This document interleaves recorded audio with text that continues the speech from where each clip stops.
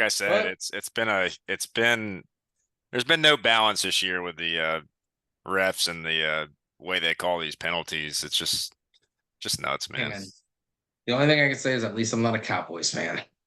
Oh God. Or an Eagles fan at that. Yeah, but Carol, the I hope you're Cowboys not. got Carol, if you're a football fan, I hope you're not a Cowboys or an Eagles fan. the Eagles had a shot. They had a couple of shots to get things moving. The Cowboys, I don't know what happened to them. They self-destructed in a way that I have not seen before. It's For kind of me, impressive. it's more of she's Go for Niners. that's the only NFC team left now, right? The No, Niners. well, they're the only NFC West team. West team, that's right. Oh man. You know Yeah, what? so It could be the Niners year. They do look good. I will say that. But it's man, I like this year's playoffs. It's pretty it's I'd say it's close. pretty unpredictable and very close in terms of competitiveness. You just don't That's know why where it's I going to honestly go. thought if Dak or Lamar don't get it this year, they ain't never gonna get it because it's so close. It's anybody's game right now. Well, But what's funny, and I'll leave it at this before we get started. But I was looking at I'm a Jags fan, obviously. Trevor Lawrence has one playoff visit, and so does Lamar Jackson. It's which is just wild to me. You know, they just oh man, yeah. Sunshine. You're gonna have to do something about Sunshine. I don't know. I think the Jags might need to move on from him, but that's just me. Yeah, We'll see how it I goes. give them one more season, and then we'll see what happens. That's kind of where I'm at. Sounds But good. hey, anyways, guys, thanks for joining in. Sorry if you were listening to our NFL rants. It's obviously playoffs right now, and well, let's just say, needless to say, both our teams are now out. So, well, my They're Jaguars all on have been vacation. out. So, but anyways, I appreciate everybody joining in. Uh-oh, from Leanne Matthews. Sound is off. Carol, can you hear us? Is anybody having issues with sound? Leanne, are you connected through? Okay, Carol can hear us. Leanne, can you hear? Or I'm sorry, check your. I don't know if you're on a computer or possibly a cell phone.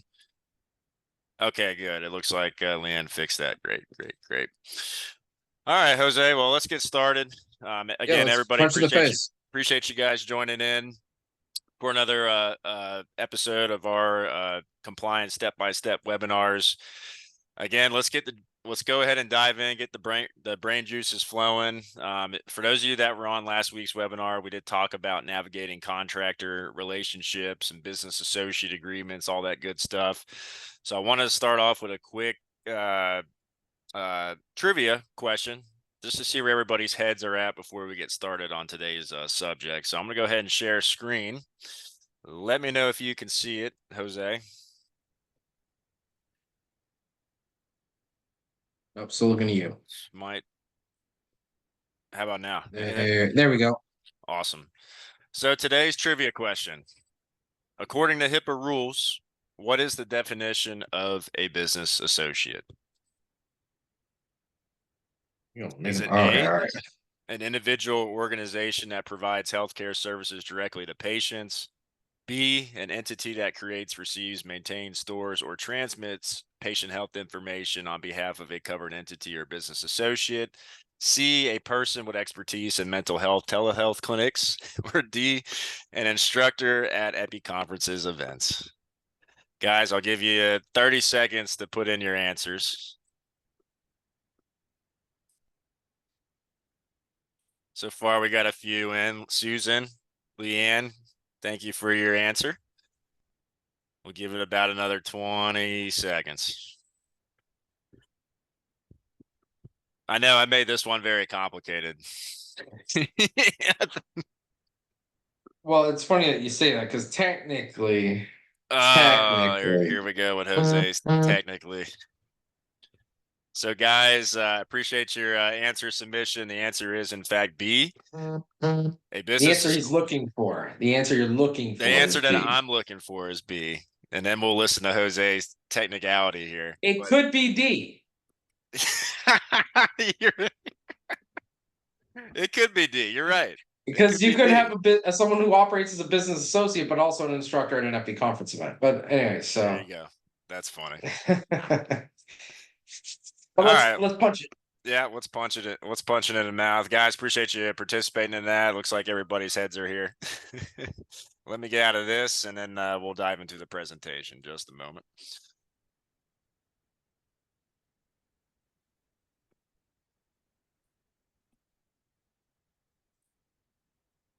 Ba, ba, ba. Let me know if you can see Jose. I'm going to share one more time. It's coming up now. There we go. Perfect. So everyone, again, thanks for joining in on today's compliance step-by-step webinar. My name is Ray Walters. I'm going to be your host for today's webinar, and I'm thrilled to have my guest yet again, Mr. Jose Delgado, who has over 17 years of experience in business development, healthcare management, and consulting. As always, his latest venture is owning a mental health clinic, a telehealth clinic at that. And today, Jose and I are going to be expounding on HIPAA privacy and security, in particular, navigating consent for patient health information. So without further ado, just a little bit of background about EPICompliance. I think Jose stole my thunder last week. We kind of just dove straight into it. I didn't get a chance to let our audience know about what we My do. fault. My fault. Oh, it's okay. I forgive you. But before we dive into the subject matter, just want to give you guys a brief background of EPICompliance. We were established in 2013 by leading healthcare professionals. We have developed exceptional compliance training and healthcare protocols for healthcare organizations, healthcare students, business associates, etc. Wanted to mention as well, we started a conference called EPIConferences, where we teach a certified HIPAA security officer training. I actually think we have a couple people on here that have taken this course in person. And yes, right Yeah. now this is a in-person course. I saw Susan Romanelli in here, Jose. But Yeah, I saw that Jose too. Delgado is a instructor for this particular program. This is a program that we're going to be offering online here very soon. I mention this every presentation. We're looking to have this up and going by the end of the first quarter of this year. So stay tuned for that. We'll certainly be sending everybody information. But Jose, did you want to add anything in terms of the CHSO Um, course? in regards to the CHSO, the one of the main benefits for doing it in person is that the normally the presenter, myself or someone from my team, we like to input color commentary along with the actual education. So we'll use current cases that are working their way through their courts or working their way through the media and go over live examples of situations like this. So that way you can always have that callback because it's better than just death by PowerPoint, you know? No, absolutely. And Leanne, I appreciate you. Carol, appreciate you being there as well. And like I said, this is going to be soon a course that we will be offering online. Obviously, Jose, who would you recommend this training to? Anybody that you're looking to groom as the security officer. So let's say right now you're an administrator, obviously take it for yourself, but then use the course in two ways. One, to get your own certification, but two, to kind of figure out the kind of person in your team that could benefit from taking it and that you can delegate some of the responsibilities for this off on. And we can definitely help you out identifying the kind of personality traits that you would want in a compliance officer. Absolutely. No, Jose, appreciate that. And as mentioned, stay tuned, everybody. This is going to be a course that we will be offering online so that if you're out of state and you're not in Florida, it'll save you some, it'll save you some money and you'll be able to take it online. So without further ado, I'm just going to dive into real quick, just what we're going to be discussing today in terms of objectives. We're going to give a little bit of overview on what protected health information is considered. We want to expound on the importance of maintaining confidentiality in healthcare. We want to discuss the importance behind consent in healthcare. And then we also want to explain permitted uses and disclosure of protected health information. So Jose, Yeah, let's let's take it punch away. it. So So Yeah. So when we're talking about personal health information or individually identifiable health information, we're talking about any combination of basically two pieces of information that will helps anyone identify who that is.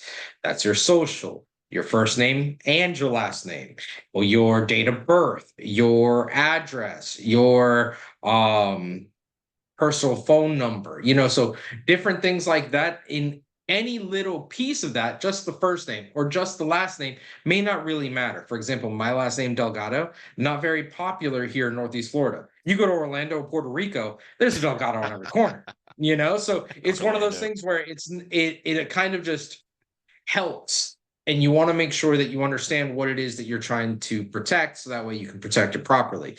Lately, now, when it comes to PHI, even if you're on the vanity side of medicine, you're looking at it as PCI compliance, but it's the same crap. You're trying to protect bank account information, which you should be doing with healthcare anyways. Social security information, again, we just went over that. Date of birth, Mhm. full name, address. So it's all the same stuff. It's just PCI decided to call it something else just because not everybody's in healthcare. So that's basically what I would detail it as. And obviously diagnoses with names, that can be a whole nother problem, but I'm sure we'll go into that here shortly. Jose, So this obviously might be a common sense thing, but the importance behind protecting patient privacy, right? I mean, yeah, outside of the carrot and the stick method of keeping your job and staying out of jail, there's also the civil penalties. There's also just the ethical nature of what we do. Where in healthcare, we can deal with a lot of people's sensitive topics. So we want to protect them and give them a little bit of anonymity and dignity so that way they feel comfortable giving us as much and accurate information as possible so that way we can treat them properly.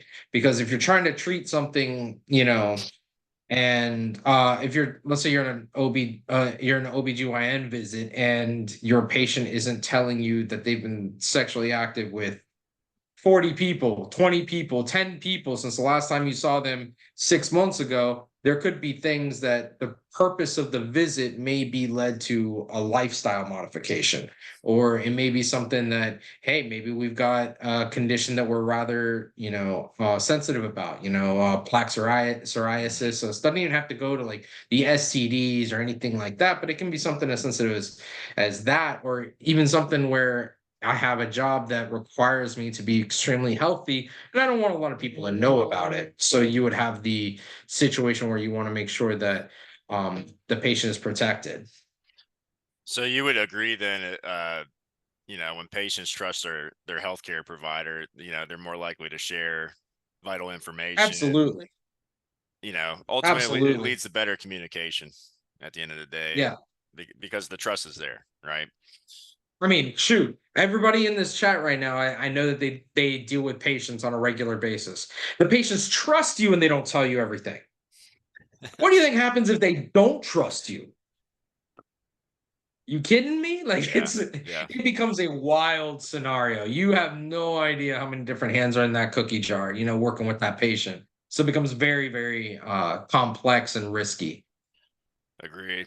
So obviously moving on to consent in healthcare, can you explain to the audience the concept of consent? And I did list out three different types of consent. Maybe you can elaborate on Yeah. the three, and if you have Yeah. anything else So you want to add. implied consent, it would be something that, let's say, um, the patient came in, the purpose of the visit is for a certain procedure or something along those lines. So obviously, hey, let's say the patient's coming in for an MRI. Well, I'm going to need you to change into this or lay down here, and I want you to stay put for, certain things are going to be asked of them that would normally, especially here in the US, could be considered like, hey, you're violating my privacy rights. Whole another bag of tricks, but Sure. in order to do the purpose of the visit, we have to do A, B, C, and D. So, if, for example, I need to go get my wisdom teeth taken out, well, I've got two options normally. I can either do this while I'm awake or do this while I'm asleep. But either way, I promise you, some kind of anesthetic is going to be involved. So do you want that needle? Do you want that gas mask? It's implied that you're going to want that anesthetic so that Sure. way they can do the procedure. So, different things like that. That's the implied consent. And the example you have here is a great one for that. Informed consent, this is normally where we start asking for paperwork to be signed.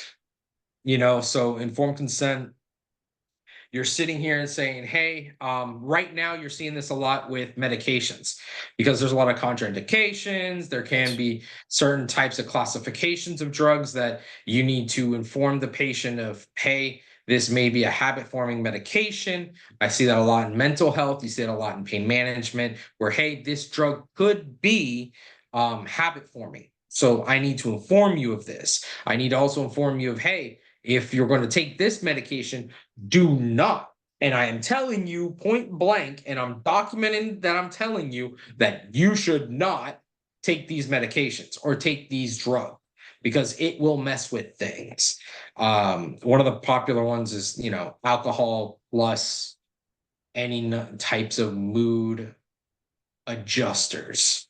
On the You don't want telehealth to be end of doing. things, do you deal with a lot of the informed consent realm, or So is it or Well, so that's interesting that you say that. So if we go yeah. on the telehealth side of things, the implied consent would be wherever the patient initiates the visit, anything that's happening on their neck Mhm. of the woods. Mhm. So where if they decide to take this visit at their office, at their house, at their church, at the park, they've implied consent for everybody in the area to know what's going on for this visit. The informed consent would be, hey, you're at your house, I'm at my office. I'm going to bring in another provider to take a look at this with me here. Or the informed consent would be something along the lines of, let's say we're doing a ketamine treatment. Mhm. Well, you're doing the ketamine from your house. We're having somebody babysit you to make sure you don't have a bad trip, make sure that if there's any issues, we can call 911 and get you emergency responders right away. So there would be that level of consent along that way. The written consent, that's where I'm a really you go ahead. I was gonna say it's interesting because that's kind of where I wanted to go with this, where you were saying they can just take the call from wherever they're at. Absolutely. That's kind of the beauty behind the telehealth side of things. But from the compliance standpoint of that, I'm just assuming that you probably have them sign some sort of whether it's a privacy agreement or something that states that, hey, if you're taking this call from the Starbucks down the road, you know, Well, in those they don't type. have to sign anything for that because again, Uh-huh. they're allowing consent on their end Sure. wherever they go. Now, Okay. I would need to get written consent with the patient if I was to take it at a park or a church or in my car because I'm not in my office. Understood. I would need that. Hey, I need that consent. I need that consent if we're doing telehealth and I'm going to record the session. Okay. I need that consent if we're going to be if we're going to be taking pictures in the office and they may pop up on marketing material. That's one that can, especially for certain types of specialties, you can get into quite a bit of trouble for that if you don't have consent there. Um, we've seen quite a few. Most people don't do it for pain management, mental health, and infectious disease. But I've even seen some physical therapy clinics get into trouble for not having the consent of the patient as pictures are being taken and then being posted on their Mm. social media or on their website. Uh, but this is all relatively common sense. Where things get more complex is, and where the written consent, there's a lot of arguments are, is who can I talk to if the patient is incapacitated or if they're sick and and unable to speak to the office, but Sure. either a script needs to be refilled or they need to set an appointment or they need a copy of the medical records. This is where that written consent really, really, really is important. And there are certain documents that exist outside of the normal healthcare industry that can help us, but we need to be aware of it can also hurt the patient. Things like power of attorney, things like uh God, why am I blanking on it? Um, Power of attorney. I was just dealing with this as a patient, and they're basically signing away their rights. But that's the power of Right. attorney. So we'll just go with that one for now. I'll No, remember it that's in 20 fine. minutes, and I'll scream it out, like Yahtzee or something. So what we want to do is make sure that, especially if we're dealing with a geriatric population or a population that can develop mental health conditions, we really want to make sure that that protocol is nice and tight, Mhm. because you can't talk to anybody that's not on that list. I have So if you have, go ahead. I was gonna say, obviously, Spanish speaking patients as well, where maybe they have an interpreter Well, or the interpreter would be under that. a family member interpreting consent. So Um, if the interpreter is someone from their family, there's it's implied consent because they're bringing them, gotcha. right? So Yep. if the patient is bringing whatever tool it is to conduct the visit, you don't need to get consent as a practice because they're the ones doing it. Now, if we're bringing the interpreter for you, which according to federal regs, we have to at least have available the top three secondary languages for your area, which can get rather difficult depending on where you are in the US. Um, it becomes a situation where you got to go and say, hey, all right, I need your signature saying that you'll allow this interpreter Hmm. to be sitting in on the appointment, Hmm. and then moving forward. Now, me as a practice, if I am bringing in that interpreter, I need to get a business associate agreement, Of course. because they're having access to PHI just by virtue of translating. Sure. They may not be documenting anything, they may not be recording anything, but they're seeing who the Doesn't patient matter. is. They're privy to all the conversations that we have. So it becomes a whole hullabaloo. Written consent also, this I see this a lot here in Northeast Florida, or in Florida in general, with the high geriatric population, where who has access to that person's medical record? They may have a kid that's in Ohio. They may have another kid in California, but they only talk to the kid that's in Florida because the Florida one is the one taking care of them.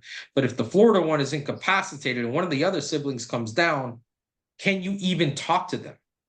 Can you even say that, yes, I know that that patient does exist to me here at this practice? No, you can't. If they're not on the list, you can't even acknowledge the existence of the patient, much less give anything out. Right.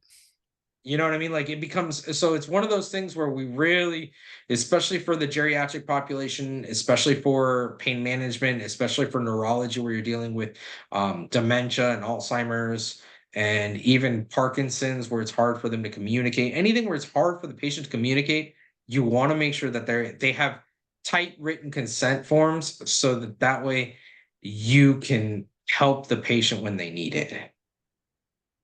Because it's not that we want to be a pain in the butt about it. It's that we have to by law, because Have the to. one Yeah. time we don't, when we're trying to do what we think is best for the patient, is exactly the time that we end up in a lawsuit 60 days later. So like, for example, you have all kinds of different consents and different scenarios that break the rule. One of the old ones that we always used to do as a trick question, if you will, is, let's say I'm the patient of the practice, all right? And I have a daughter. My insurance, we're both patients. My daughter goes in and she's pregnant. Do I even have access to her health information now? Even though she may be a minor, Hmm. she may be 15, she may be 16, she may be 17. The answer to that is, honestly, she is an emancipated adult for the period of time that she is pregnant. And then once that It's baby is interesting. born, then she reverts back to being a minor. But anything that happens while she's pregnant, I I am not privy to that information unless she explicitly says it, that yes, you can talk to me. It's an entirely, and again, it's a scenario that's extremely complex, but it happens more often than you think, Yeah, I didn't know that. So she would have to provide you with some sort of at least informed consent, or I would She assume would maybe have to maybe the document. practice provides written consent for that, or both.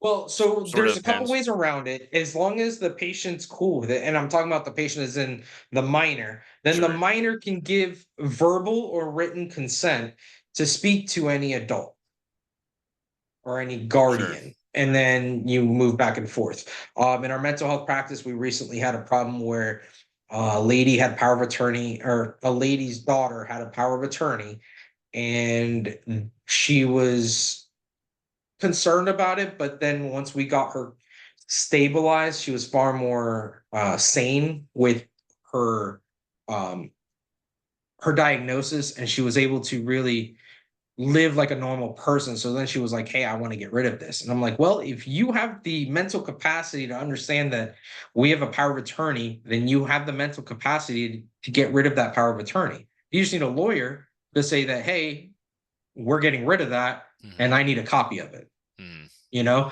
if you're a minor, and let's say that, again, we had this recently in our mental health practice, the patient has opposition defiant disorder and is depressed and anxious and going through all kinds of nonsense, but one of the parents is the cause. So the patient was like, "Hey, I'm cool with you talking to this parent, but don't talk to that parent. I don't want them to know." This becomes a situation of, all right, well, what do we do? So Right. in those kinds of scenarios, well, we're clearly the provider and the patient, and then the patient's parent that's there is, we're all in consensus that, hey, the other party is the issue. Then we won't release information to that party, even though it's a parent, just for the safety of the patient. No, that It makes becomes sense. a It whole it can. it gets I'm actually it can get interested. super complex super fast. Anybody that's anybody in the audience, feel free to share if you have any stories of situations like this, and where consent's involved and there's multiple parties.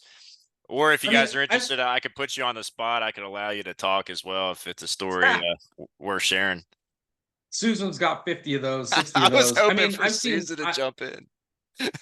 I've even seen it so Susan, I know much you that got one. I've even seen it where, like, a situation where a patient no longer lives at the address, but the practice sends a bill to that address. Oh man. It just so happened a family member of the patient lived there. The patient got mad at the practice. Active patient got mad at the practice because the practice sent a bill to the address that they have on file. And he's like, "What are you doing? I'm going to get a lawyer." And we're like, Well, let me "If ask you we this: ask you, any of your information has changed It's every time you change come into each the visit, practice." right? And Right. I mean, I don't know a medical practice that doesn't do this now. "Hey, welcome. How are you? Has any of your information changed? Right. That's Your health yeah. insurance, your address, your phone number, your insurance, any of it changed?" The answer default 100% of the time. People will say no, No. no, no, no. Any medication changes? No. And then they go back and see the provider, and then three things pop up magically. And you're just like, what do we what do, we already asked you this twice. Right. How is this possible? So it just becomes a whole thing. So you just got to do the best that you can, honestly, and just have it documented. So cool. What's No, next? good stuff, Jose. And talk a little bit about permitted uses and disclosures, Perfect. So and its one of the categories. ones, yeah, yeah. So I mean, obviously, to the patient, we as a practice can disclose almost whatever they're asking for. And I say almost because, again, in certain specialties, we have the ability to censor certain documents in the medical record when giving them out to the patient if we think that it may be harmful to the patient. So you see this a lot in mental health with counselors' notes. Mhm. Hey, the patient might be a little bit suicidal, or hey, the patient's claiming that they're not suicidal, but according to the tests I've run and my medical opinion, I think that this patient may be suicidal. Like different things like that. You have discretion on what information you give out. Treatment payment operations, TPO for short. You probably hear that one a lot if you're in the healthcare industry in admin.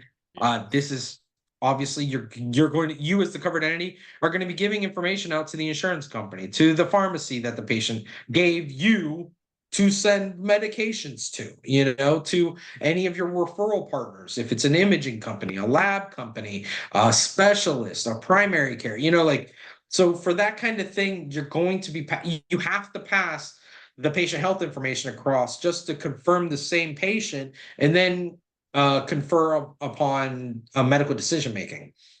So another opportunity to agree or object. This is where, let's say, they are looking to get a second opinion. Then obviously, again, they're going to be released. They're going to be asking for disclosure of the information to the patient, and then going elsewhere with it. When it comes to the public interest and benefit, I hate this one, honestly. And I hate How this one come? because it's we see this a lot in athletics, Mhm. where they release far more information to the media and the population at large. It's almost as if the second you become a professional athlete, a politician, none of your rights as a patient exist anymore. So, for example, Secretary of State was just in a hospital, didn't let anybody know. Everybody thought it Saw was it. vanity medicine until it came out that it was for prostate cancer. Like, you hear it all the time for athletes. If, oh, hey, by the way, they broke their knee, or oh, hey, they have some off the field issues. What are the off the field issues? Well, one guy blew up his head with a firework, but then there's another guy that has mental health issues. Why do we as the media, why do we as the public, there should be no public interest for this kind of crap. You either show up to Right. work or you don't show up to work, but you should have some level of privacy. That's one of the reasons why I don't really like this one. I feel that people are not treated the same. You wouldn't care if well, we're in Northeast Florida. You wouldn't care if Trevor Lawrence was just walking around, but Well, that's he's kind of Trevor the example Lawrence. I'm But thinking but of. you know what I mean? Like, if He he got wasn't a professional athlete, you right. wouldn't know who he was. And some people who don't Sure. know football just think he's Sunshine from Well, from Remember the I Titans. was just You know thinking what I mean? Like, of the example where everybody thought that he had like a tore something in his ACL or MCL and ended up being some sort of high ankle sprain, and that he was going to be out multiple weeks, and then he miraculously just came in and played the week after that. I mean, the amount of information that athletic corporations and politics give out to the public at large in regards to where, when, and Right. who are treating the patient is absolutely wild. It is that to You'll be me like, oh, was pretty interesting what because, was like it? I said, they made it Biden seem about like it was terrible. He's going to be out for multiple weeks, and all of a sudden, oh, he's playing next week. It's like I mean, what happened? It was like 7 months ago, I want to say. Biden was going under for a procedure that was relatively routine. They wouldn't tell us exactly what it was, but they told us he was at Walter Reed. They told us yeah, when he was there. They told us how long he was expected to be incapacitated because they swore Kamala Harris in for that period of time. You know what I mean? Like, they give us so much information. It doesn't matter at all. right. We don't need it. So I really don't like that one. Um, one of the other ones is also a subpoena, obviously. If you get a court subpoena, you got to give the information.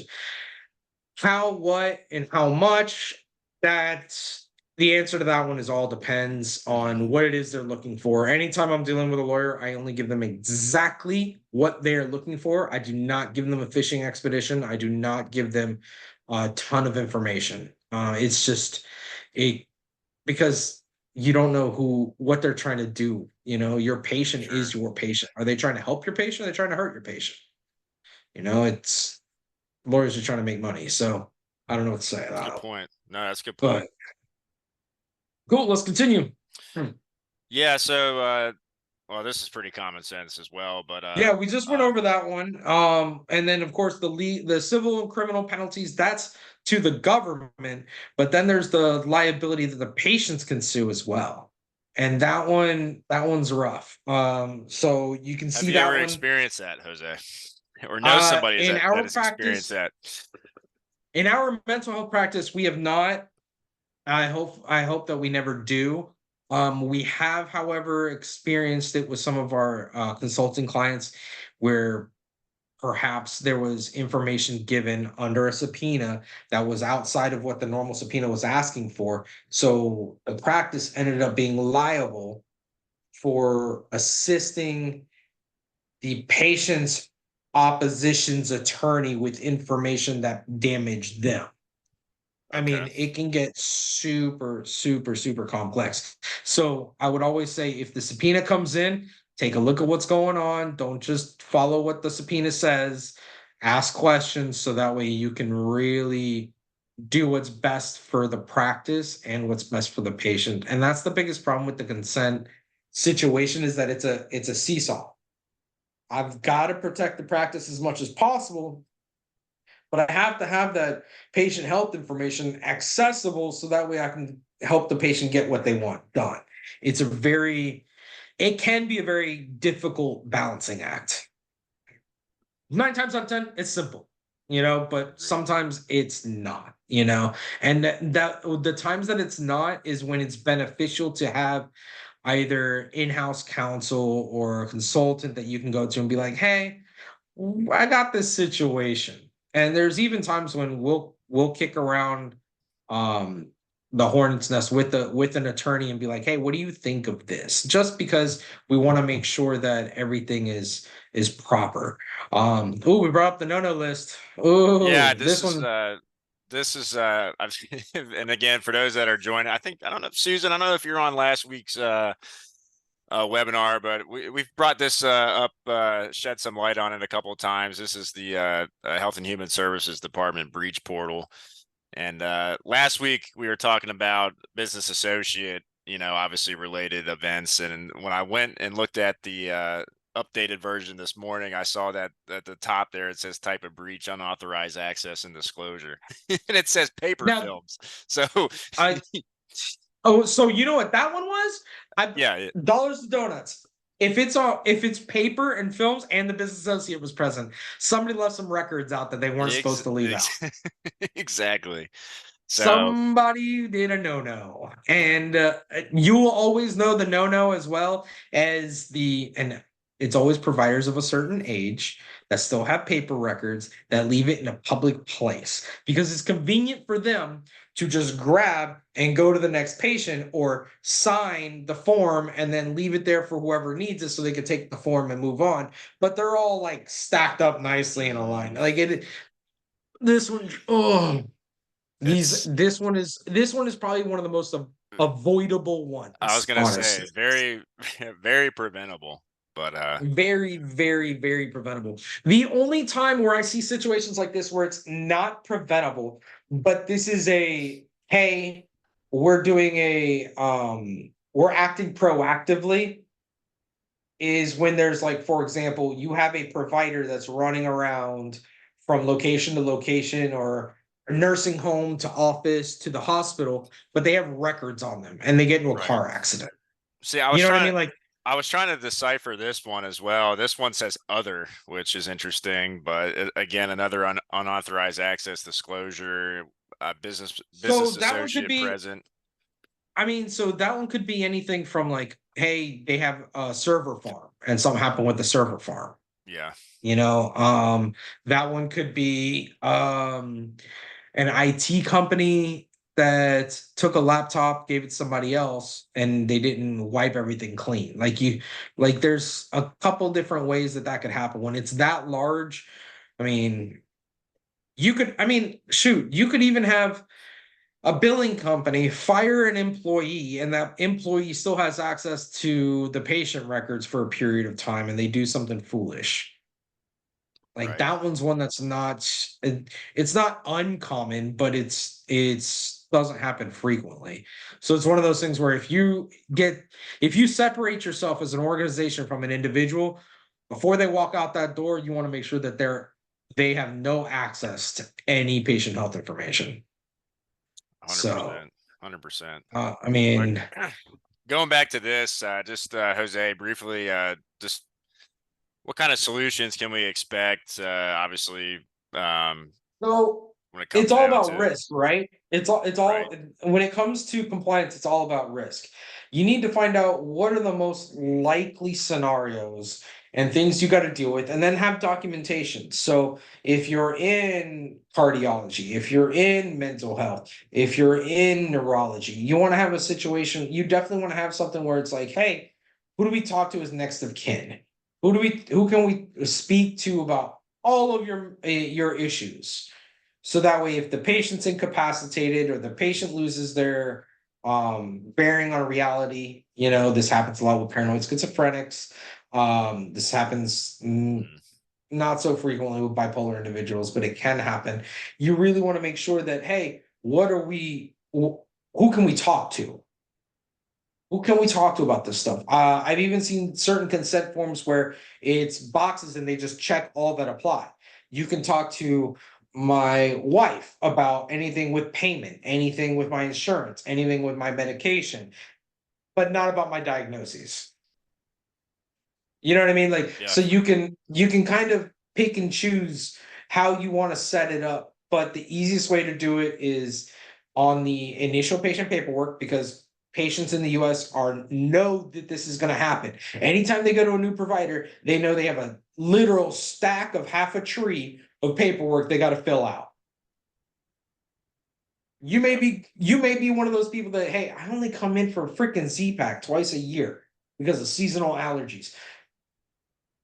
Tough. That's too I need bad. you You to fill gotta, all this you paperwork gotta out, boo put boo. your All this initials on paperwork this. out, boo boo. Right. Like it's man, I only Well, it's come to like you this said earlier pediatrician. about the address stuff, your address. Yeah, man. They're still gonna And sign then it and forget or just not oh, do it. absolutely.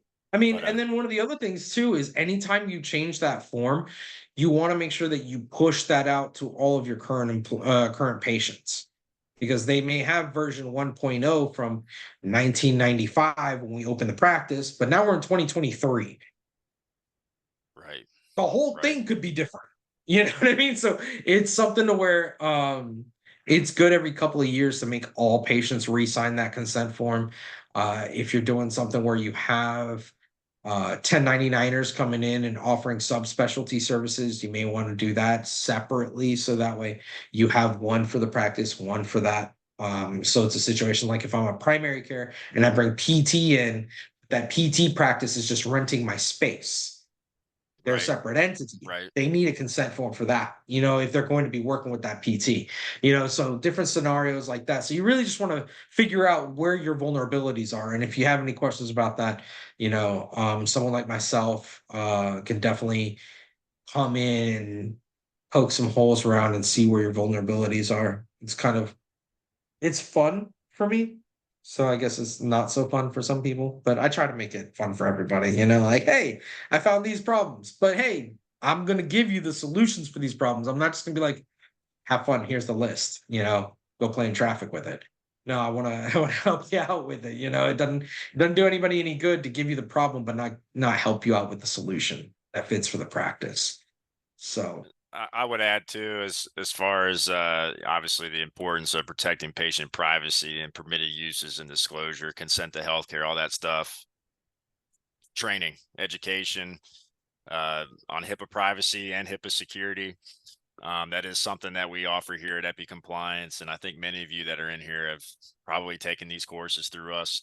Um, but you even have just a defaulted consent form for all your clients on there. yeah, there Uh, is, the, that is, so yeah, uh, So if you're obviously, going to go and if it helps too, if you're a practice that's like, hey, I want to create our own, even though we have a company like EpiCompliance, take a look at the format that they have, recreate it, modify what you want to modify, and then make sure that everybody knows what's going on. But yep. it's always useful to have a roadmap when you're going to be doing your own thing to make sure that everything is covered.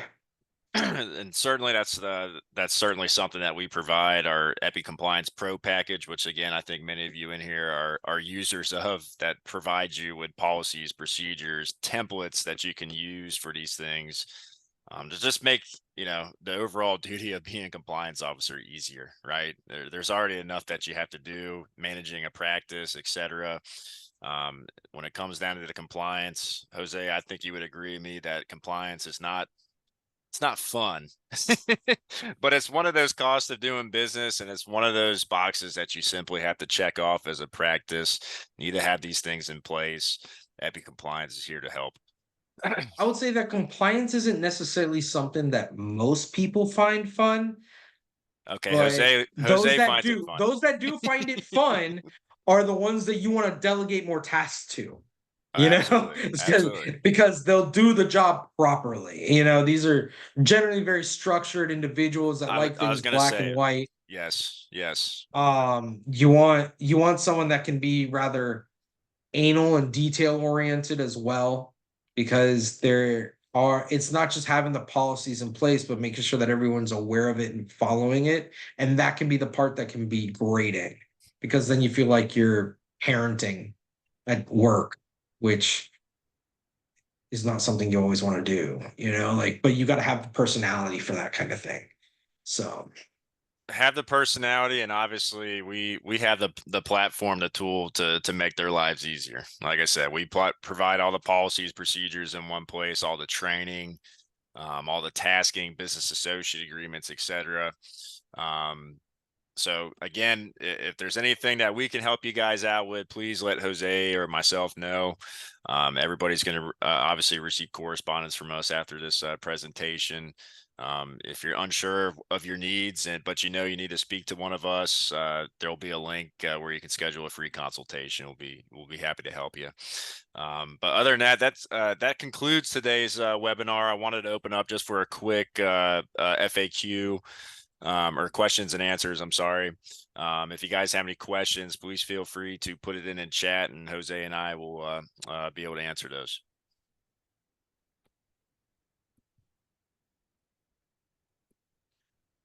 Hey, Susan, thanks for participating today. Hope to see you on the next one. We'll be doing these every Tuesday. yep. Same time, 1:35 p.m. Eastern Standard. We say to 1:55, but we always go over. But it's okay. You guys are still here, so that means our engagement's good.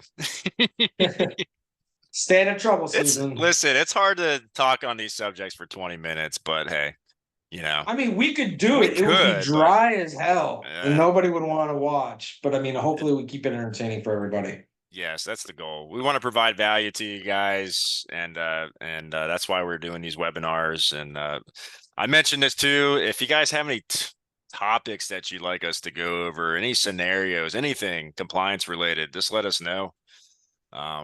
We can certainly make a webinar out of it and Yeah. discuss. Yeah, we've got a few lined up. Ray, you want to tell them what the next Yeah, ones are? it looks like nobody's got questions today. That's okay. I appreciate everybody joining in. Appreciate your time.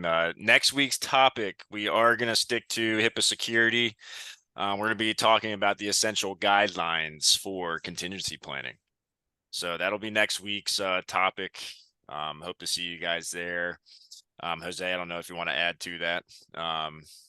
Yeah, there's more and less to it than you would think, all at the same time. So it's funny how that one kind of worked out as a topic. So I imagine that, some people will be very happy to hear that you can multitask with it, and some people will Sure. be unhappy to hear what the federal government requires. But we'll give you That's what the, I'm going to the try tip to and trick around it. that's what Huh? I'm gonna try to list out in terms of what they require and the workarounds, I the mean, Jose workarounds. I mean, I love it. it's literally just I'm gonna go ahead and give the bag away. By law, you have to have a contingency plan for every scenario. Scenario, yeah, yep. That's wild. So I got that means I gotta figure out hurricane and alien invasion. Awesome. What am I supposed to do with an alien? You know what I mean? Like, what am I Earthquakes supposed to in do with that? Florida. Or what are we gonna do with a volcano? We're in Florida. What? Like it's wild. The stuff that we snowstorm in Florida. In other words, they're I mean, I very know vague. It's Texas had very them vague. recently. There, Yeah, it's extremely vague yet specific what they want. But right. there's ways that we can go around it, and more importantly, there's ways that we can test it to show whether we're passing or failing. The federal government doesn't care if we're passing or failing; they just want to know that we're testing the plan. So, but we'll Right. go over that next week. No, absolutely. And look forward to seeing everybody there that were on this webinar. And again, if you guys have any questions, concerns, please feel free to reach out to myself or Jose. We are certainly here to help. I hope you guys have a great rest of your day. Jose, appreciate you joining in yet No problem. again, and we'll see you on the next one. Stay warm, stay dry, everybody. Thanks, Bye. guys. Take care.